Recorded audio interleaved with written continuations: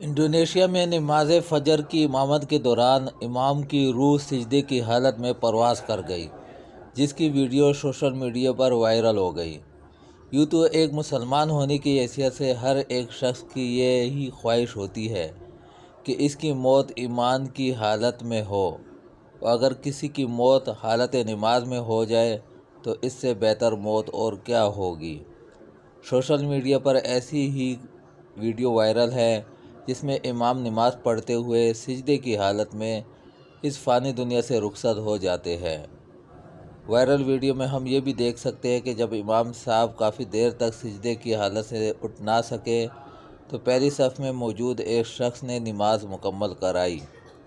غیر ملکی media reports کے مطابق مذکورہ واقعہ 2 روز قبل انڈونیشیا کے مشرقی علاقے کلیمنتن کی مسجد میں فجر کے وقت پیش آیا تھا۔ میڈیا رپورٹس کے مطابق سجدے کی حالت میں انتقال کر جانے والے نوجوان امام شیخ نفیس تھے۔